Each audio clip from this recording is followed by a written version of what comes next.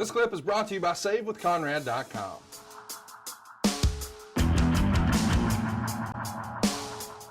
And then we're back to Atlanta on the 7th. And this is where we're doing our TBS tapings. You're in singles action with Mike Anderson. But this is an interesting show because it's the debut of the new theme song and entrance video that so many of us like so much. But while we're here, of course, that means it's the weekend. We're going to take a listen to some promos. And I think we've got a promo from Pro with the Horsemen addressing what in the world is going on. This is from March 7th, 1987 on Pro. Here's Tony Schiavone. Okay, here we are with J.J. Dillon, members of the Four Horsemen, associate Lex Luger. First time we have talked since Ole came back out, slapped you, and then a heck of a scrap between he and Tully that ensued. Tony Schiavone, it's been a very busy week for the Four Horsemen. We've been doing a lot of soul searching, a lot of conversation. And you see, Arn Anderson has been put in a very precarious situation, and all week he really has been non-committal. But he has promised us an answer tonight as to where he stands. Now, he knows how Blanchard feels. He knows how I feel. We've made our position crystal clear. But you see, Arn Anderson is his own man. Nobody tells Arn Anderson what to do. Not even Tully Blanchard, not even myself. Now, we feel that he's got a tremendous future ahead of him as part of the Four Horsemen. But, Arn, whichever way you feel you have to go, we've been great friends, and we like to keep it that way. Well, J.J., the question everybody in every arena throughout this country has asked me, it's all been the same. Where do you stand? Well, Tully, through what I truly believe, true friendship, you helped me to see the light. You see, 2 short years ago, I came to Jim Crockett Promotions, a veritable unknown. They said, who is this brash, loudmouth kid, claims he's got all this ability, and his name's Anderson. Well, in a short time, I showed the people through hard work, through dedication, why and who I am. I am truly an Anderson. I'm truly one of the Four Horsemen. So I built my whole life, my whole crescendo around what Anderson meant. Tag team wrestling. Only at that particular point in time was off lollygagging with one Thunderbolt Patterson. He saw a chance through me to come to the top of the heap. Through me, Ole.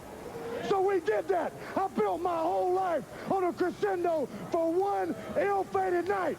I'm talking about Starrcade 86. My chance to go into immortality. My chance to be a world tag champion. And on that given night, Ole, I don't know whether you were thinking about your kid. I'm family too, Ole. I'm family too. Don't I matter? When they got the 1, 2, 3, I looked in your eyes. I looked deep in your eyes. Anybody can get beat. But I saw something, Ole.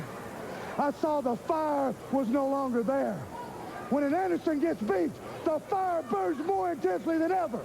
I saw it wasn't there. It was burnt out. I knew then it was over. It was time for Double A and the rest of the Horsemen to go their own way. So, Ole, I'm going to go my own way. And Nikita Koloff, I'm setting my sights on you. You see, now I got to prove myself all over again. Well, I am a Horseman, and you want to know where I stand?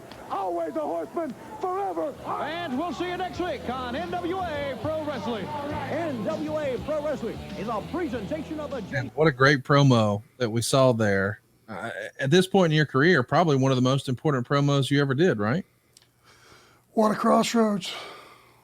You know, that was probably bigger than we even made it be in that promo. It was life choice, big time. And, you know, if you're watching that and you understood what you were seeing, you know, the shit was going to hit the fan, no doubt. I'm curious from your perspective, you know, when you're doing a promo like that and you're saying, you know, I'm going my own way and Nikita Koloff, I'm coming for you. Did you think at that moment you're probably going to become more of a singles wrestler as opposed to a tag team? Was the plan always to put you and Tully together? Or did you think, okay, from here on out, I'm primarily singles? I just think the three of us at that point, Luger, Tully, myself, were going to be interchangeable. And I knew that because that's what we'd been before that. You know, that Tully and I hadn't concentrated on being just a team, but there were a lot of six-mans, there were a lot of tags with Tully and I, you know, Rick and I. But I knew that, you know, we had to hang on to that world title. That was number one. You keep that as your figurehead, and that was your calling card. Flair had the state champion, and then the three of us were interchangeable on what we did about the rest of the titles. Hey, it's Conrad Thompson. Thanks for checking out the podcast here on YouTube. Be sure to hit the subscribe button and the notifications bell so you get a notice anytime we upload some new content. And go save yourself some money right now. If you're in a 30-year loan or you have credit card debt, it's not a matter of if I can save you money. It's a matter of how much. Find out right now for free at SaveWithConrad.com.